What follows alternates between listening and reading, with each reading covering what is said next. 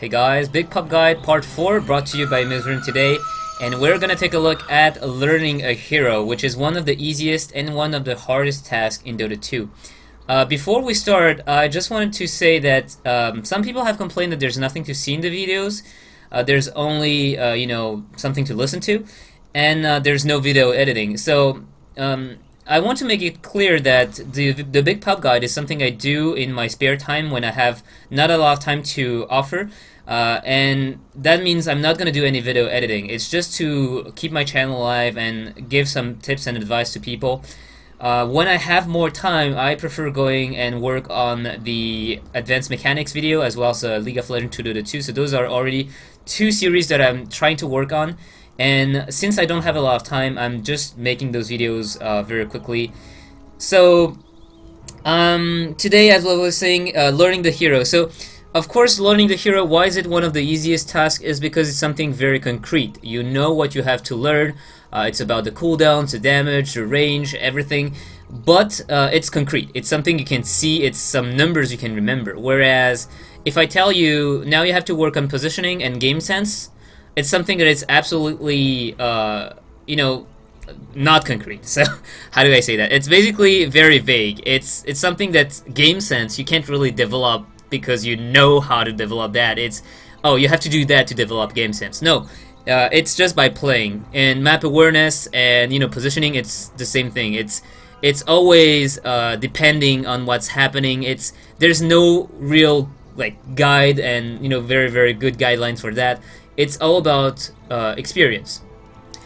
So, learning a hero, why is it one of the hardest tasks as well? Is because when you're absolutely, wonderful at that game, when you have the game sense, when you have all the knowledge that you need, learning the hero and perfecting the hero is pretty much the last step of, when you're pubbing. Team play is also a big step, but in pubs, team play is generally very limited. So, having the ability to just make the most of your hero is something that's very hard to do.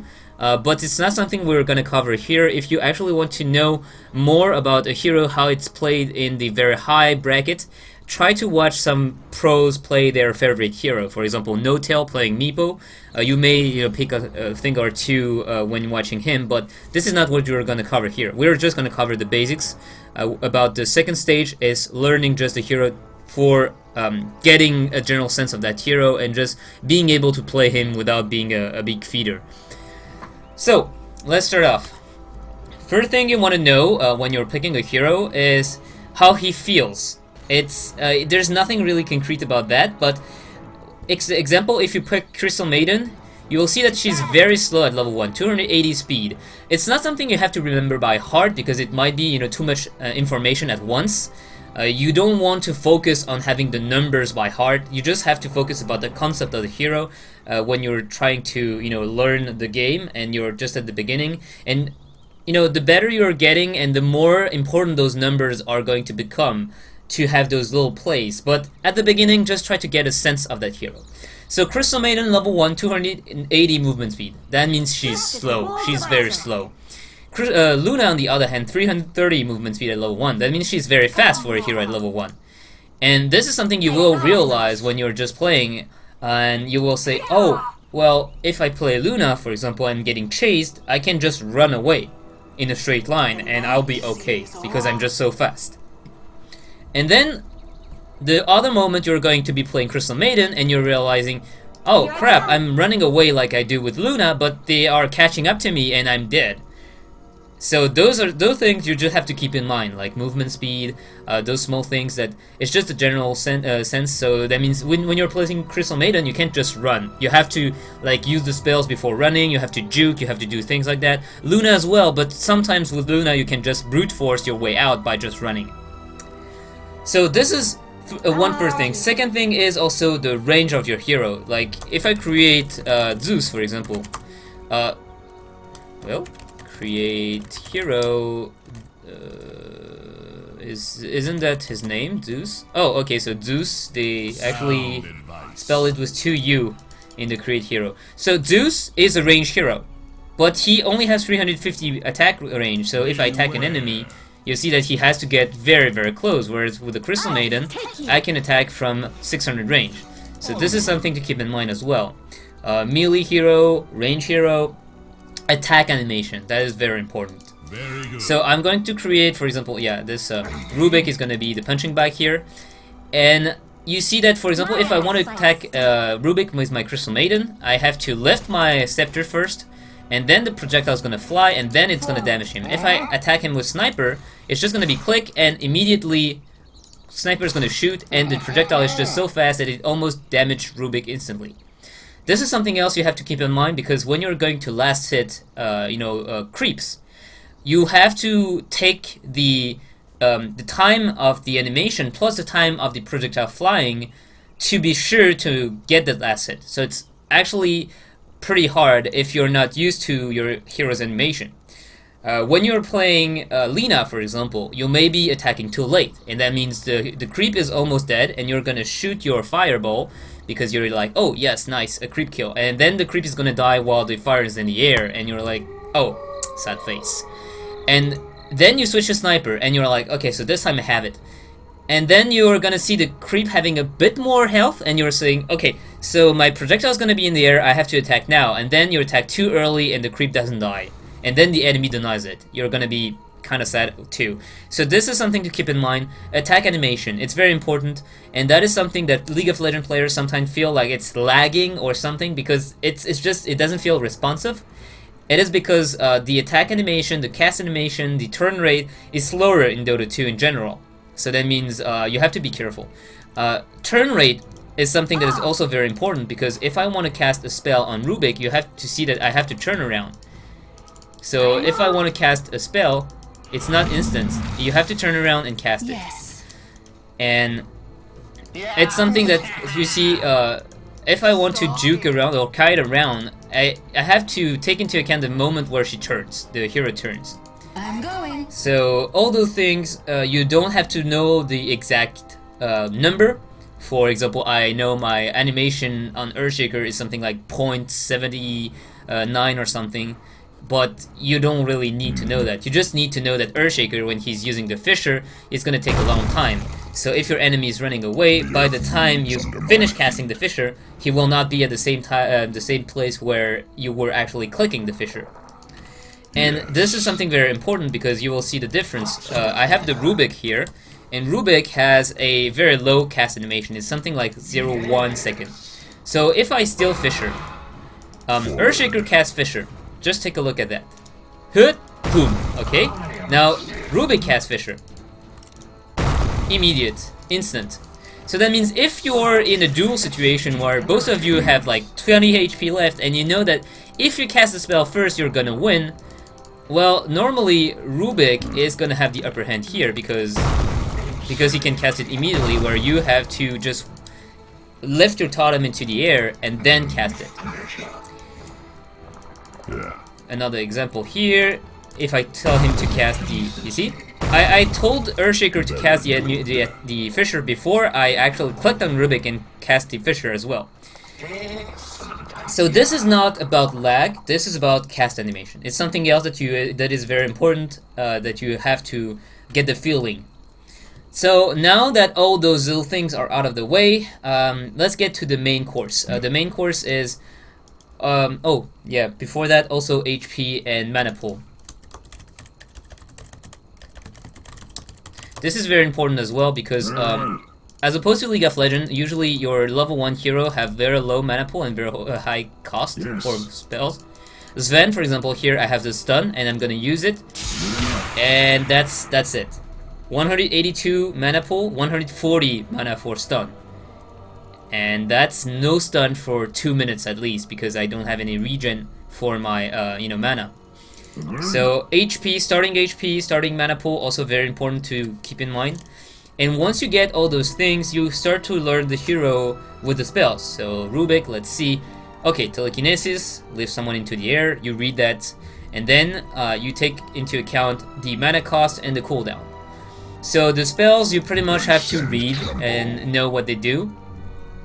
And very often, some spells will have additional things that may not be the first thing you're gonna notice. For example, Luna, the Lucent Beam, the first thing I notice is it deals damage. right? It deals damage, and it has a fairly low, cooldown, so I can cast it again now. And the range is also quite good. Something that is also in the Lucent Beam that you may not see at first glance is the fact that it has stun duration, and only 0.6. So you may say, okay, so I don't really need to know about that. And when you're just starting the hero, maybe you don't really need to know about that. You just need to know that it's going to deal damage. But something that is very good to know is that since you deal stun, you can stop the enemy from TPing away or casting, if they have like a channeling spell, you can cancel that. So learning the hero means learning the spells, and also learning the basically combos or stuff like that. For example, Earthshaker, I'm gonna show that now. Earthshaker, I have something that is passive and that deals damage when I cast a spell, plus it stuns. I have the Fissure, which we saw, that deals damage and stuns. We have the Enchant Totem, which is, when you look at it, pretty useless, right? It only gives you a bonus damage for the next attack, and Earthshaker is not a carry, so you're not gonna go and right-click the enemy, right? And then you have the Echo Slam, which deals damage around you. The more enemy there are, the more damage there will be. So how is that spell actually going to work with the others? Well, since you have the passive Aftershock, when you cast a spell, it's going to stun the enemy that are around you. So the basic combination is getting a Blink Dagger, blinking in, using the ultimate, using the Enchant Totem, and following with a Fissure, and you see that that's a chain stun. So those things you have to basically either see getting used against you, or you have to basically learn it by yourself, or you see a guide that explains to you what you're supposed to do. So you're learning your hero now, and you're going to be on a lane with other heroes, and the first thing to focus on is your own hero. You will have to learn about the other hero on your lane and against you, but if you pick a hero that you never played before, the main point is usually to get a feeling of the hero, because as I said in my last video, it's baby steps. You have to know that everything has to be done one at a time, and if you try to learn the 10 heroes who are in the game at once, you are not going to remember anything. So make sure you understand your own hero, you read the spells, you're playing against bots, of course, because when you're actually learning the hero and you don't know what it does, you have to play against bots, otherwise you don't have the time to really know what the hero will do, because it will just get crushed by enemy players. So there's several steps for learning your hero. There's the step of, I don't know what that hero is doing. So that's pretty much when you're playing against someone and that they have a hero you never saw before. And that's one of the most dangerous things, because you don't know what's going to happen. And some heroes are pretty straightforward, like Sniper. Sniper, basically, you just understand that he's going to have the sniping ability that you can't really run away from. He's going to deal a lot of damage from long range. And that's pretty much it. He hits hard, he hits from far away, and he has this Assassinate ultimate as well as Shrapnel. Sometimes you're gonna get to use, and it's pretty much standard. You see that it's an area where there's something that falls, so you guess that it deals damage and that it's doing something. There's nothing really important about the Sniper. You can see that at first glance, but some hero really hurt people who don't have knowledge of that hero. One example would be TA, the Templar Assassin. Okay, so I have to Templar enemy. Right, Templar Assassin have something that is called Refraction, which basically gives her the immunity against a certain number of attacks. And for example, I have my Lina. I know that Lina deals a lot of nuke damage, so I'm just going around and happily sniping enemy heroes like that, and almost killing them in one shot. And then we see TA coming in, and TA is low on health, and I'm gonna say, okay, so I'm just gonna snipe her off. Wait, it didn't deal any damage. Wait, what the hell is that? Is she invincible or something? So you see, those are some heroes that are really punishing you if you don't know what they do. So that is why learning the heroes is very important, because you will be dying very often to heroes you don't know, and some hero you will feel like they're imbalanced because you just, when you don't know what their hero do, it really hurts you a lot. So first stage, you don't know what the hero does. That's why I use my Laguna Blade, my stun, and my nuke onto the Temper Assassin. Second step is I kind of know what the hero does. I have a general feeling that he does that kind of stuff. And that's what you do when you actually play against Sniper. As I said, you know that Assassinate is a long-range nuke because you just got sniped 4 times in a row from half across the map. And you're like, okay, so I guess Sniper can just kill me if I'm low on health. I have to be careful. Zeus is pretty much the same thing. It's like, what does he do? He has the ultimate, which deals damage to everyone around the map. Okay, that's pretty much straightforward. He has a bolt that just, fries my face. Okay, that's also pretty much, standard. And he has some small zap that bounce around.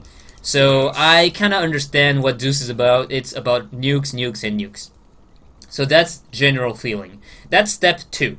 Step 3 is when you get to play the hero and you get to understand the skills, what they really do. So now I play Zeus and I'm gonna be like, Arc Lightning, okay, so it deals very low damage, but something that I may not notice when you play against Zeus is that the cooldown is super short. It's 1.75 seconds, and when you play against him, you may not notice that kind of stuff because you're just eating bolts one after the other. Then you see Lightning Bolt. Okay, so Lightning Bolt deals damage, 6-second cooldown, so it's very short. That's normal. I saw that he nuked my faith with that, and it provides true sight around the target. Oh, that's interesting, because this girl Lanaya, Temper Assassin, can go invisible. But if I use the bolt on his ally right next to him, I'm gonna see her because of the true sight. And this I may not have known before, because when I play against Zeus, there's nothing that indicates that he sees me if I'm invisible when he uses the bolt. It's something that you don't see at first glance. As I said earlier, with for example, the Lucent Beam, the Minute Stun, you don't really see. You see the damage, and that's the same thing with Lightning Bolt. You don't see the Minute Stun, you don't see the true sight, you see the damage. And then you see also that Static Field. Oh, so each time I cast a spell, everyone around me lose 11% of my HP. I lose 11% of my HP because I'm just, I'm around Zeus when he's casting spells. And that is something you did not know before when you play against Zeus, because it's a passive ability. And there's no real animation that shows it. And you'll be like, oh, so that is why he deals so much damage in the late game, because in the late game I have like 3k HP, and still his bolts deal damage, whereas I don't understand, Dota 2 doesn't have AP ratio like in League of Legends, so spells should deal a fixed amount of damage. How come I just take so much damage against Zeus? This is because of Static Field, and this is something you cannot see when you're playing against him, except if you click on the enemy hero and you start reading his skills, but usually you don't have the time to do that. So passive abilities like Zeus, those are stuff that you don't see, but when you play him, you will read that and you will be like, oh, ding. And then you have the ultimate, for example, duration, true sight, so you'll see, okay, so this is pretty much what I expected, but it also gives true sight around the map. There we go.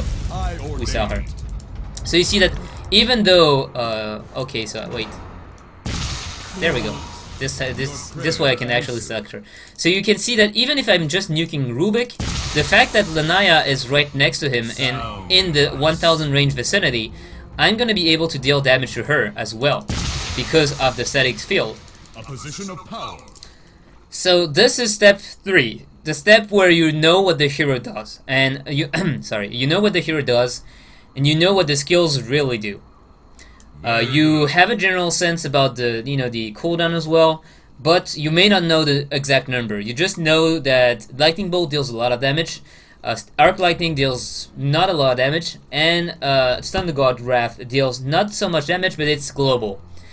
And then you know that these two spells are short on cooldown, this spell is long on cooldown. So that is pretty much getting to know the hero. That's step 3. You can play the hero because you start learning what he really does. And that's around the time where you actually start reading guides and trying to see what the hero is about for item-wise. So for example, I know that Zeus deals a lot of damage, so what should I make as items? Because I don't really need to deal more damage in right clicks. And I need mana. So that's That's one thing. I use a lot of spells. There's short cooldown, so I use a lot of mana. So I'm gonna build mana items. But then, what do I need? I also need movement, because Zeus is kind of like a heavy midget that can't really move around except from running around. So maybe I want a Force Staff. Maybe I want a Blink Dagger. Maybe I want a Yule Scepter even for running. And oh, Zeus doesn't have any disable. Maybe I want a Sheep Stick. Or do I want more damage? Oh, maybe in that case I want a Naganim Scepter. Maybe I want a Refresher Orb. Maybe I want something like a Veil of Discord to enhance my magical damage. So all those things actually come down once you have reached step 3 and you know the hero and you want to get better with that hero. So at that point you already understand the hero, and that's good. That's what you need for the for this hero for reaching the pubbing stage. You have completed the learning stage with that hero once you are curious enough to try to see the builds on that hero, because you already know the hero, but you want to get better. So, of course, Dota 2 has a lot of heroes. So you will see that it's not going to be an easy task to remember everything, and that's why I'm telling you not to focus on the numbers, but more about what the hero can do. For example, Lina, I may not know the numbers for the damage, but I know that she deals a lot of damage in nukes, and that she can pretty much one-shot me. You see that from one combo. Whereas Zeus, if I use my entire combo, I also deal a lot of damage, but I deal a lot of damage to everyone, but I don't have any stuns and everything. Crystal Maiden, well, I may have a lot of damage, or do I? Well, it seems like I do, but you see that Crystal Maiden is has channeling spells and stuff. So the problem about channeling spells is that you must stand there and use it. And as a Crystal Maiden, you can see that I am very squishy. 1.2k health, 2.1k health. So when this kind of thing happens, you just start to understand, like, when you play against Lina, be careful of the stun. If she has the ultimate, you will be bursted down very, very quickly. If you're playing against a Zeus, even if you're halfway across the map, you may die because he has the Thunder God Wrath. If you play against Sniper, it's the same thing. If you run away and you have low health, you're pretty sure that he may be assassinating you if he has the vision. Luna, that's the same thing. You don't want to fight her if you're alone in the forest, because you will see that the Eclipse will deal a lot of damage, but it will also hit the creeps if there are creeps around. So it's just about getting this knowledge of the enemy heroes, and once you have the general understanding of all the heroes, you are pretty much good to go. So you don't know the numbers, but you know not to go alone against the Luna in the jungle. You know not to go and group up against an Earthshaker due to the Echo Slam. You know not to go and 1v1 the TA if you only have nukes, because she has refraction. But you can also think the other way around and say, since I have refraction, since she has refraction, I can deal damage over time. So I can play heroes like Venomancer that just screws over that kind of hero, because I use the refraction here, and as Venomancer I just have to use this, and you see that the shield is just going to tick away on its own because of the damage over time. I think that's gonna be it for learning the hero. So that's pretty much it. It's very, very simple. It's very, very straightforward. Learn what the hero does. Learn how the hero feels like because of the mana cost. You can know that Lina, if you use the entire combo, she's pretty much out of mana. So if she only has support items and no mana items, she will not be able to just nuke you once again and again and again and again. Same for Sven, for example. You saw that he can use the stun only once in the lane. So if you use the stun at level 1 and he doesn't have any mana item, you don't have to be scared against him because he doesn't have the stun for like 2 next minutes. You get those things, the movement speed, the combo they can do, and their weakness and their strength. One thing to keep in mind when you're learning the heroes is keep an open mind. Always keep an open mind. There's no hero that is OP. Or actually, some heroes are stronger than others. That's why we see them picked a lot more in competitive plays. But all the heroes in pubs, as I said in my last videos, are viable. So that means if your hero gets played in pub, don't rage, don't say, oh my god, that is press to R win hero, that is Zeus, you can just press R and kill everyone. No, because if that's gonna happen, you just play Zeus. If you're thinking that one hero is too powerful, just play him, and you will see that he's weak, because you will make mistakes with him. And you will see what your mistakes were, and you will be, okay, next time I play against that hero, I know what his weaknesses are, because I played the hero and I saw how I lost. That's gonna be it for learning the heroes. So next video is probably going to be on laning, yeah, it's probably going to be on laning in the early stage of the game. So thank you guys for watching as usual. This video was quite long. If you enjoyed it, as usual, don't hesitate to just subscribe or talk to other people around you, and I'll let you go with that. I think that's gonna be it. So see you guys.